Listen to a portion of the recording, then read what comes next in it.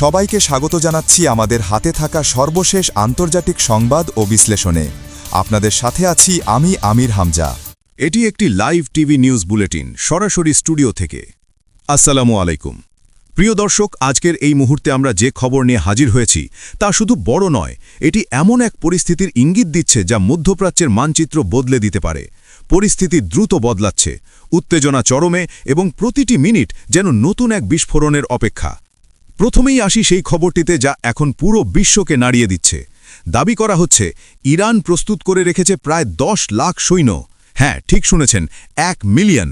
এই সংখ্যা শুধুমাত্র একটি পরিসংখ্যান নয়, এটি একটি বার্তা, একটি সতর্কতা, একটি হুমকি। ইরান সরাসরি জানিয়ে দিচ্ছে যদি স্থলযুদ্ধ শুরু হয় তাহলে তারা শুধু প্রতিরোধী নয়, বরং এমন জবাব দেবে যা বহু প্রজন্ম মনে রাখবে। এখন প্রশ্ন হচ্ছে, এই 10 লাখ সৈন্য আসলে কারা? এটা কি শুধু নিয়মিত সেনাবাহিনী? না, বিষয়টা আরও বড়। এখানে রয়েছে ইরানের নিয়মিত সেনাবাহিনী, রয়েছে আইআরজিসি, রয়েছে বেসিজ মিলিশিয়া, রয়েছে হাজার হাজার স্বেচ্ছাসেবক। অর্থাৎ এটি শুধু একটি সামরিক প্রস্তুতি নয়, এটি একটি জাতীয় মোবিলাইজেশন, এমন এক পরিস্থিতি যেখানে সাধারণ মানুষও অস্ত্র তুলে নিতে প্রস্তুত। প্রিয় দর্শক, আমরা ইতিহাসে এমন দৃশ্য আগেও দেখেছি। যখন একটি দেশ তার অস্তিত্বের প্রশ্নে দাঁড়ায়, তখন শুধু সেনাবাহিনী নয়, পুরো জাতি যুদ্ধে নেমে পড়ে। ইরান সেই বার্তাই দিচ্ছে এটি শুধুমাত্র একটি যুদ্ধ নয়, এটি তাদের জন্য অস্তিত্বের লড়াই। এবার আসি ময়দানের বাস্তব চিত্রে। গত 12 থেকে 24 ঘন্টায় কি ঘটেছে? যখন আপনি ঘুমাচ্ছিলেন তখন আকাশে চলছিল ড্রোন, মাটিতে হচ্ছিল বিস্ফোরণ এবং শহরগুলোতে বেজে উঠছিল সাইরেন। সবচেয়ে আলোচিত বিষয় আরাশ ড্রোন। এই ড্রোনগুলো এখন আলোচনার কেন্দ্রে।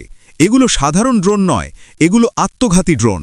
একবার উড়ে গেলে আর ফিরে আসে না, সরাসরি লক্ষ্যবস্তুতে গিয়ে আঘাত করে এবং বিস্ফোরিত হয়। বিশেষ করে আরাশ 2 ড্রোন, যার রেঞ্জ প্রায় 1500 থেকে 2000 কিলোমিটার, অর্থাৎ দূর থেকে বসেই টার্গেট করা সম্ভব।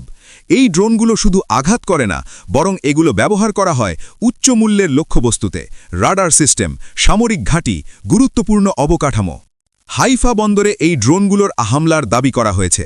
যদি এই তথ্য সঠিক হয় তাহলে এটি অত্যন্ত গুরুত্বপূর্ণ একটি ঘটনা, কারণ হাইফা শুধু একটি শহর নয়, এটি একটি কৌশলগত কেন্দ্র। সেখানে আঘাত মানে সরাসরি একটি বড় বার্তা। এদিকে তেল আবিবে সাইরেন বেজে চলেছে, আকাশে উত্তেজনা, মানুষের মধ্যে আতঙ্ক এবং প্রতিটি মুহূর্তে অনিশ্চয়তা। এই দৃশ্যগুলো শুধু একটি যুদ্ধের নয়, এটি মানসিক চাপেরও প্রতিফলন।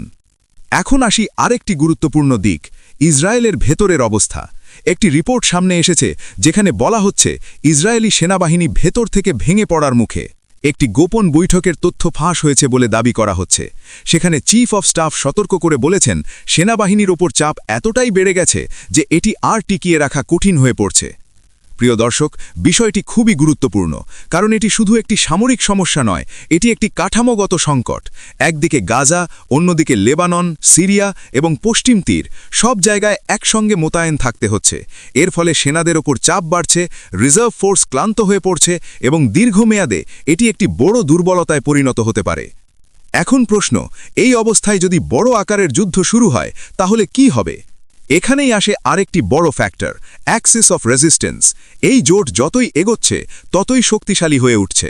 হিজবুল্লাহ ইতোমধ্যেই সক্রিয় এবং এখন ইয়েমেনের হুথিরাও সরাসরি হুঁশিয়ারি দিয়েছে যদি যুদ্ধ বাড়ানো হয় তাহলে তারা সরাসরি জড়িত হবে। অর্থাৎ এটি আর একটি একক যুদ্ধ নয়, এটি একটি বহুমুখী সংঘাতের দিকে এগোচ্ছে। এবার আসি যুক্তরাষ্ট্রের দিকে। যুক্তরাষ্ট্র এখনও পূর্ণমাত্রায় স্থলযুদ্ধে নামেনি, তবে তাদের কিছু বিশেষ ইউনিট প্রস্তুত রাখা হয়েছে, বিশেষ করে দ্রুত প্রতিক্রিয়ার জন্য। কিন্তু একটি বিষয় স্পষ্ট, তারা এখনও বড় আকারে সৈন্য পাঠায়নি। এটি কি কৌশল, নাকি তারা পরিস্থিতি পর্যবেক্ষণ করছে? এটি একটি বড় প্রশ্ন। এদিকে আরেকটি বিতর্কিত তথ্য সামনে এসেছে, যুক্তরাষ্ট্রের কিছু সেনা নাকি হোটেলে অবস্থান করছে এবং সেখান থেকে কাজ করছে। এই বিষয়টি নিয়ে ব্যাপক আলোচনা শুরু হয়েছে। ইরানের পক্ষ থেকে বলা হচ্ছে এটি প্রমাণ করে যে তারা চাপে আছে। অন্যদিকে যুক্তরাষ্ট্র বলছে এটি কৌশলগত ব্যবস্থা। প্রিয় দর্শক, এখানে সত্য মিথ্যা যাচাই করা কঠিন, কিন্তু একটি বিষয় পরিষ্কার, এই তথ্যগুলো নিজেই একটি তথ্যযুদ্ধের অংশ। এখন আসি পার্থিবিক দিকটিতে। যুক্তরাষ্ট্রের প্রেসিডেন্ট দাবি করছেন ইরান আলোচনা করতে চাইছে। তিনি বলছেন তারা একটি চুক্তি করতে আগ্রহী। কিন্তু অন্যদিকে ইরান সরাসরি এমন কিছু স্বীকার করছে না, বরং তারা বলছে তারা প্রস্তুত এবং প্রয়োজনে লড়াই করবে। এই দ্বৈত বার্তা আমাদের কি বোঝায়? এটি বোঝায় পর্দার আড়ালে আলোচনা চলতে পারে, কিন্তু প্রকাশ্যে শক্ত অবস্থান দেখানো হচ্ছে। এটি আন্তর্জাতিক রাজনীতির একটি পরিচিত কৌশল। এদিকে আরেকটি বড় দাবি, একজন গুরুত্বপূর্ণ মার্শাল কমান্ডার নিহত হয়েছেন। যদি এটি সত্য হয় তাহলে এটি একটি বড় আঘাত, কিন্তু একই সঙ্গে এটি প্রতিশোধের ঝুঁকিও বাড়িয়ে দেয়। প্রিয় দর্শক, পুরো পরিস্থিতি এখন এমন এক পর্যায়ে দাঁড়িয়েছে যেখানে প্রতিটি পদক্ষেপ একটি বড় প্রতিক্রিয়া তৈরি করতে পারে। একটি ছোট ভুল সিদ্ধান্ত বড় যুদ্ধের সূচনা করতে পারে। সবচেয়ে গুরুত্বপূর্ণ প্রশ্ন, এটি কি পূর্ণমাত্রার যুদ্ধের দিকে যাচ্ছে? উত্তর এখনও পরিষ্কার নয়, কিন্তু লক্ষণগুলো বলছে পরিস্থিতি অত্যন্ত সংবেদনশীল। একদিকে সামরিক প্রস্তুতি, অন্যদিকে কূটনৈতিক বার্তা, দুই দিকেই খেলা চলছে। এই মুহূর্তে সবচেয়ে বড় বিষয় হল বিশ্বাসের অভাব। পক্ষগুলো একে অপরকে বিশ্বাস করছে না, আর যখন বিশ্বাস থাকে না তখন সংঘাতের সম্ভাবনা বেড়ে যায়। প্রিয় দর্শক, আমরা এই পরিস্থিতির প্রতিটি আপডেট নজরে রাখছি।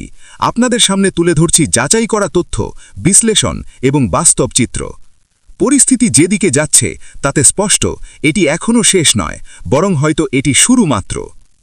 আপনারা আমাদের সঙ্গে থাকুন, আমরা প্রতিটি মুহূর্তের আপডেট নিয়ে আবার হাজির হব। আল্লাহ হাফেজ।